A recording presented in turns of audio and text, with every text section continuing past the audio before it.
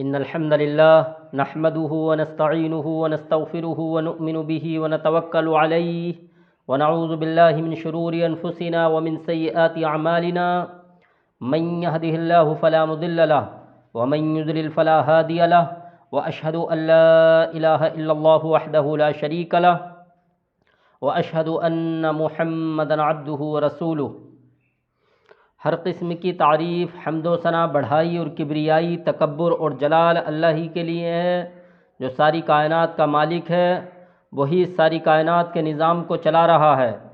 اس نظام کو چلانے میں نہ کوئی اس کا پارٹنر ہے، نہ شریک ہے اور نہ کوئی ساجی ہے۔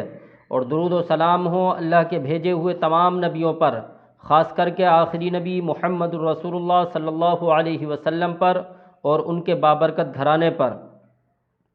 سامعین کرام، آج کے خطبے کا موضوع ہے اصلاح معاشرہ۔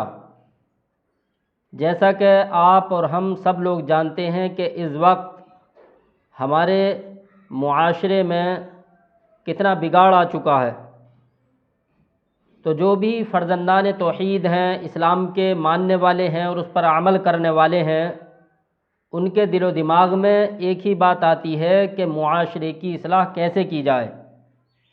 تو سامعین کرام، معاشرے کی اصلاح جو لوگ بھی کرنا چاہتے ہیں، وہ سب سے پہلے نظر ڈالیں کہ کوئی معاشرہ ایسا گزرا بھی تو ہوگا جس میں بالکل صحیح اصلاح ہوگی، جو صحیح معاشرہ ہوگا۔ جب نظر ڈالتے ہیں تو پتہ لگتا ہے کہ وہ معاشرہ آپ صلی اللہ علیہ وسلم نے جن کو تعلیم اور تربیت دی تھی، وہ معاشرہ صحیح میں وہ معاشرہ تھا جس کی اصلاح ہوئی تھی، جو بالکل صحیح معاشرہ تھا۔ سامعین کرام، اللہ کے نبی صلی اللہ علیہ وسلم نے اس معاشرے کی اصلاح کرنے کے لیے اللہ تبارک و تعالی نے آپ کو مبعوث فرمایا، اور آپ نے مکے کی زندگی میں ایک ہی دعوت دی۔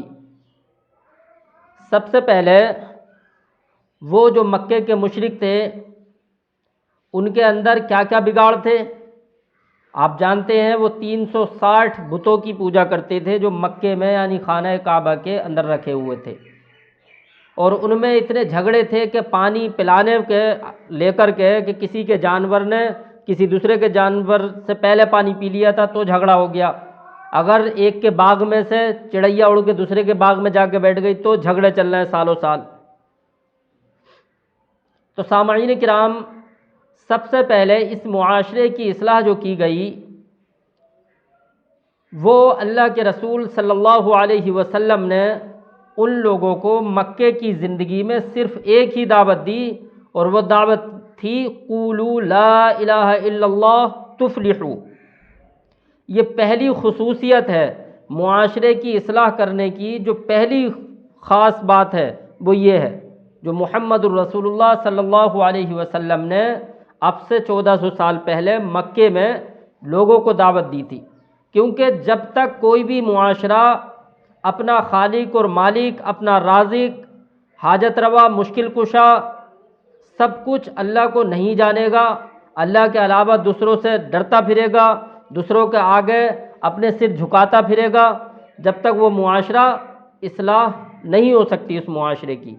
تو اصلاح کرنے کے لیے آپ صلی اللہ علیہ وسلم نے لوگوں کو یہ دعوت دی کہ کہہ دو قولوا لا الہ الا اللہ، کہہ دو اللہ کے سوا کوئی معبود نہیں، تفلحوا، تم کامیاب ہو جاؤ گے۔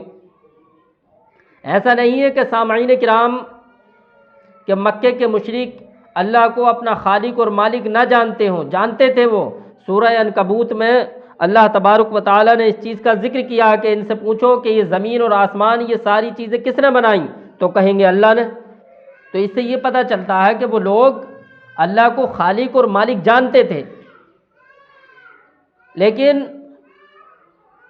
وہ اللہ کے علاوہ دوسروں کو بھی اس کا شریک مانتے تھے۔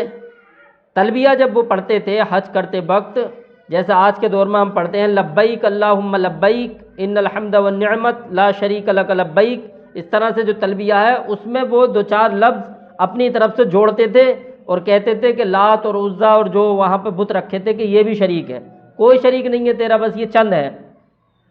تو انہوں نے اپنی طرف سے یہ باتیں سب گھڑ لی تھیں۔ جب حضور صلی اللہ علیہ وسلم نے انہیں توحید کی دعوت دی تو ان لوگوں نے کہا قالوا اتعجبین عن آلہتنا لشیء عجیب، سورہ صاد کی آیت ہے جس میں اللہ تبارک و تعالی نے ان کا یہ قول ذکر کیا کہ بھلا بڑی عجیب بات ہے، یہ تو بہت عجیب بات ہے کہ اس نے سارے معبودوں کو ہٹا کر ایک ہی معبود ہمارا کر دیا۔ اتنے 360 جو بتوں کی ہم پوجا پاٹ کر رہے تھے، ان سب کی جگہ پہ ایک ہی معبود کر دیا، یہ تو بہت عجیب بات ہے۔ انہوں نے اس بات پر بہت تعجب کیا، لیکن آپ جانتے ہیں کہ آپ صلی اللہ علیہ وسلم نے یہی دعوت مکے کی زندگی میں دی کہ قولوا لا الہ الا اللہ، کہہ دو کہ اللہ کے سوا کوئی معبود نہیں اور تم کامیاب ہو جاؤ گے، فلاح پا جاؤ گے۔ سامعین کرام، جب ان لوگوں نے یہ دعوت تسلیم کر لی قولوا لا الہ الا اللہ والی، تو پھر آگے جو ذکر آیا، دوسری جو خاصیت ہے معاشرے کی اصلاح کرنے کی، وہ خاصیت ہے یا ایھا الذین آمنوا اطیعوا اللہ واطیعوا الرسول، کہ لوگوں کہا مانو اللہ کا اور اس کے رسول صلی اللہ علیہ وسلم کا بھی کہنا مانو۔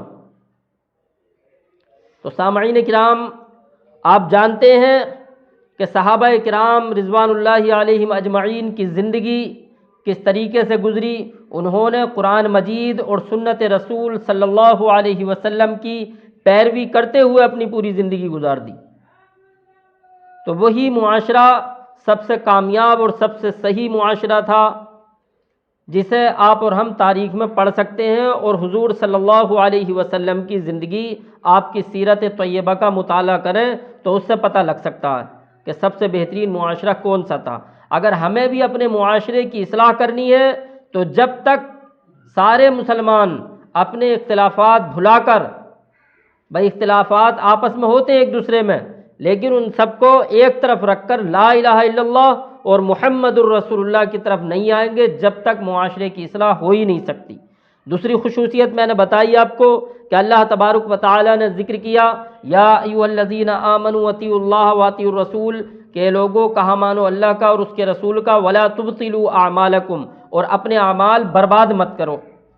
تو ہم 1400 سال پہلے زندگی صحابہ کی دیکھتے ہیں تو انہوں نے کہا اللہ کا مانا یعنی قرآن مجید میں جو باتیں لکھی ہوئی ہیں، جو احکام ہیں، جو حکم ہیں، ان کو مانا، اور محمد الرسول اللہ صلی اللہ علیہ وسلم کی سنت کی پیروی کی۔ یہ دوسری خصوصیت تھی ان لوگوں کی۔ اور اسی خصوصیت میں آپ صلی اللہ علیہ وسلم نے اپنے آخری وقت میں کہا تھا کہ تم لوگوں کے درمیان میں دو چیزیں چھوڑ کر جا رہا ہوں۔ تم آگے آنے والی زندگی میں بہت سا اختلاف دیکھو گے، لوگ گروہوں میں بٹے پھریں گے، لیکن تمہارے درمیان میں دو چیزیں چھوڑ کر جا رہا ہوں، اگر انہیں تم مضبوطی سے پکڑ لو گے تو کبھی بھی گمراہ نہیں ہو سکتے۔ وہ دو چیزیں آپ صلی اللہ علیہ وسلم نے کہیں کہ نمبر 1 کتاب اللہ یعنی قرآن مجید، اور نمبر 2 میری سنت۔ جس نے ان دو چیزوں کو پکڑ لیا وہ کبھی گمراہ نہیں ہو سکتا۔ آگے اللہ تبارک و تعالی نے قرآن مجید میں ارشاد فرمایا وَاعْتَصِمُوا بِحَبْلِ اللَّهِ جَمِيعًا وَلَا تَفَرَّقُوا وَاذْكُرُوا نِعْمَةَ اللَّهِ عَلَيْكُمْ إِذْ كُنْتُمْ أَعْدَاءً فَأَلَّفَ بَيْنَ قُلُوبِكُمْ، کہ لوگو اللہ کی رسی کو مضبوطی سے تھام لو۔ وَاعْتَصِمُوا بِحَبْلِ اللَّهِ جَمِيعًا، تم سب اکٹھے ہو کر اللہ کی رسی کو مضبوطی سے پکڑ لو۔ اور اللہ کی رسی آپ سب لوگ جانتے ہیں، اللہ کی رسی کیا ہے؟ قرآن مجید ہے۔ اور کیا ہوگا جب اللہ کی رسی کو مضبوطی سے پکڑ لو گے تو پھر گروہوں میں نہیں بٹو گے۔ آج وہی بات ہو گئی کہ اللہ کی جو رسی ہے یعنی قرآن مجید، اس کو لوگوں نے چھوڑ دیا اور گروہوں میں آپس میں بٹ گئے، گروہوں میں آپس میں بٹتے چلے گئے۔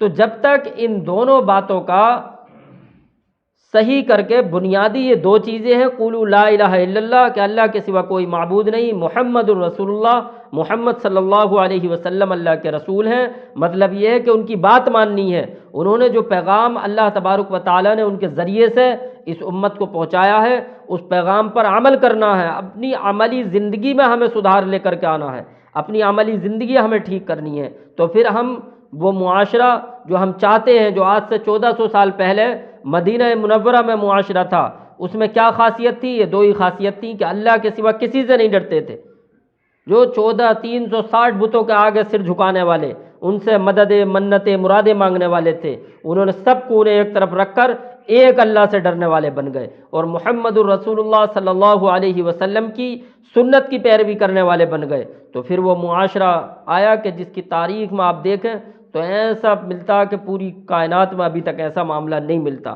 انہوں نے وہ نظام دیے دنیا کو جو دوسرے ملکوں کے حکومت کرنے والے تھے، وہاں کی عوام حضرت عمر کے دور میں خط لکھ کر کے بھیجتی تھی کہ آپ یہاں آؤ اور آپ حکومت کرو۔ حضرت عمر کے پاس خط آتے تھے ان کے دور میں کہ آپ ہمارے یہاں آ جاؤ، یہاں حکومت کرو، یہاں کے جو بادشاہ بہت ظالم ہیں۔ آج اس کا الٹا ہو رہا ہے، جو مسلم حکمران ہیں، مسلم دیش جو ہیں، مسلم کنٹری جو ہے، وہاں کے لوگ مسلمان بھاگ بھاگ کے انگریزی ملکوں میں جا رہے ہیں۔ وہ کیوں جا رہے ہیں؟ کیونکہ انصاف نہیں ہے، وہاں انصاف نہیں ہے، قانون آزاد نہیں ہے، تو پھر وہ یہاں سے بھاگ رہے ہیں دوسرے دیشوں میں۔ آج جو کہ دنیا دیکھتی تھی مسلمانوں کی طرف کو اور چاہتی تھی کہ ایسا نظام ہونا چاہیے کائنات میں، آج وہی لوگ جو دنیا کو نظام دینے والے تھے، وہی لوگ اپنے گھر بار چھوڑ کر، اپنی دیش چھوڑ کر بھاگ رہے ہیں، اور جن کے چلانے والے مسلمان ہیں۔ ایسا کیوں ہو رہا؟ ایسا یوں ہو رہا کہ وہ بنیادی جو چیزیں ہیں اسلام کی اور اصلاح معاشرہ کی، سنت رسول اور اللہ کے علاوہ کوئی معبود نہیں، یہ دو چیزیں انہوں نے چھوڑ دی اور سب اپنے لاؤ لپیٹ کے چکر میں لگ گئے۔ تو اگر اصلاح معاشرے کی اصلاح کرنی ہے تو یہ دو چیزیں بہت ضروری ہیں۔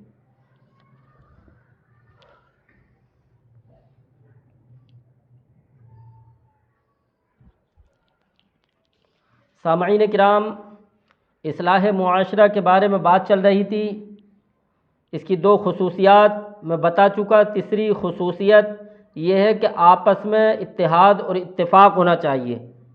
مسلمان جب ہوتے ہیں تو اللہ تبارک و تعالی نے قرآن مجید میں ذکر کیا کہ تم سب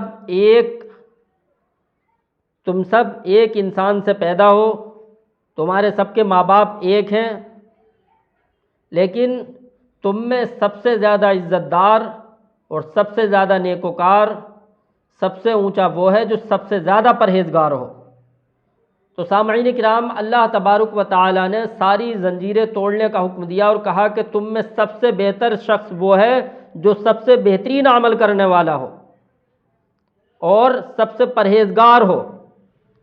جیسا کہ آپ اور ہم لوگ جانتے ہیں کہ صحابہ کرام کے دور میں جب مکے سے ہجرت کر مکے میں جو مسلمان تھے ان کے اوپر ظلم و زیادتیاں ہو رہی تھیں، تو آپ صلی اللہ علیہ وسلم مدینہ آ گئے۔ مدینے کے جو مسلمان تھے، جب مکے کے مسلمان وہاں سے آتے تھے تو انہیں اپنے مال میں، اپنی پراپرٹی میں، اپنے سارے کام دھام میں انہیں شریک کر لیتے تھے۔ آپس میں اتحاد اور اتفاق ان کا اتنا تھا۔ اللہ تبارک و تعالی نے قرآن مجید میں کہا کہ یہ جو لوگ آپس میں ایک دوسرے کے خون کے پیاسے تھے، جو لوگ مکے میں یا مدینے میں جو لوگ آپس میں ایک دوسرے کے خون کے پیاسے تھے، ہم نے انہیں ایک جسم کی طرح کر دیا، ان کے دلوں میں محبت اور الفت پیدا کر دی۔ اگر آپ چاہتے تو پوری دنیا کی دولت لٹا کر بھی انہیں ایک نہ کر سکتے تھے۔ اسلام اس چیز کا نام ہے۔ تو جب مکے کے لوگ مدینہ گئے تو ان لوگوں نے کیا کیا؟ اپنے جو ان کے کھیت کھلیان تھے، باغات تھے، ان میں سے حصے ان لوگوں کو آدھے دے دیے۔ یہ تو ان کا اتحاد اور اتفاق تھا۔ تو مسلمانوں میں یہ خصوصیت بھی ہونا بہت ضروری ہے۔ اخلاق ہمارے اس قدر گر چکے ہیں کہ ہم اپنے کے ہی برابر میں کھڑے نہیں ہونا چاہ رہے ہیں، اپنے کو نظر سے دیکھنا نہیں چاہ رہے ہیں۔ تو ایسے کام نہیں بن سکتا۔ آپ نمازیں کتنی پڑھ لو، کچھ بھی کر لو، جب تک آپ کے اخلاق صحیح نہیں ہوں گے، کیونکہ آپ نے ایک بات تو مان لی، کوئی شخص اسلام کی 5 بنیادیں ہیں، 5 چیزیں ہیں جو فرض ہیں۔ نمبر 1 کلمہ توحید کا اقرار کرنا، ایمان قبول کرنا۔ نمبر 2 نماز۔ نمبر 3 زکوٰۃ۔ نمبر 4 روزہ، اور نمبر 5 حج۔ اگر ان 5 میں سے کسی ایک چیز کا بھی انسان نے انکار کر دیا تو وہ مسلمان نہیں ہے۔ حضرت ابو بکر رضی اللہ تعالیٰ عنہ کے دور میں کچھ لوگ، جب آپ صلی اللہ علیہ وسلم کا انتقال ہو گیا، اس دنیا چلے گئے، تو کچھ لوگوں نے کہا کہ ہم زکوٰۃ نہیں دیں گے۔ زکوٰۃ دینے سے انکار کر دیا تو حضرت ابو بکر رضی اللہ تعالیٰ عنہ نے ان سے جنگ کری ہے، اور یہاں تک جنگ کری کہ وہ زکوٰۃ دینے کو مجبور ہو گئے۔ تو ایسا ہی اگر مسلمان ہونا ہے تو پورے مسلمان ہونا پڑے گا۔ آپ صلی اللہ علیہ وسلم کی تعلیمات کی روشنی میں اپنا عقیدہ بھی سنوارا جائے گا، اپنے اخلاق بھی سنوارے جائیں گے، اور اپنے اعمال بھی سنوارے جائیں گے۔ خالی عقیدہ ہم نے سنبھال لیا، اعمال ہمارے بالکل بیکار ہیں، اخلاق بالکل بیکار ہیں، تو کام چلنے والا نہیں ہے۔ بھئی آپ صلی اللہ علیہ وسلم کے پاس اور آپ کے خلفائے راشدین جو تھے، ان کے پاس لوگ ملنے کے لیے آتے تھے، ملنے کے لیے باہر سے آتے تھے لوگ کافر، جب وہ ان کے اخلاق دیکھتے تھے تو اس سے اتنا متاثر ہوتے تھے کہ وہ کلمہ پڑھ لیتے تھے۔ اور آج کل ہمارے اخلاق ایسے ہیں کہ لوگ ہمیں دیکھ کے سوچے گا کہ ارے یہ مسلمان ہے، تو پھر ایسی صحیح ہے۔ اگر قریب آنا بھی چاہتا ہوگا، وہ مسلمانوں کے بارے میں کچھ سوچنا سمجھنا بھی چاہتا ہوگا، ہمارے اخلاق اور کردار دیکھے گا، ناپ تولوں میں کمیاں، جھوٹ بے حساب، اپنے کے دشمن بنے پڑے، تو ایسے کام نہیں چل سکتا۔ اصلاح معاشرہ میں تیسری کڑی یہ ہے کہ ہمیں آپس میں اتحاد اور اتفاق کرنا پڑے گا۔ قرآن مجید میں اللہ تبارک و تعالی نے ارشاد فرمایا اشداء علی الکفار رحماء بینہم، کہ مومن تو وہ ہیں جو کافروں پر سخت اور آپس میں رحم دل ہوتے ہیں۔ تو رحم دل ہمیں آپس میں ہونا پڑے گا، جبھی معاشرے کی اصلاح ہو سکتی ہے۔ اللہ تبارک و تعالی سے دعا ہے کہ کہنے سننے میں کوئی کوتاہی اور غلطی ہو گئی ہو تو اللہ تعالیٰ اس سے درگزر فرمائے اور ہمیں معاف کر دے۔ وآخر دعوانا ان الحمد للہ رب العالمین۔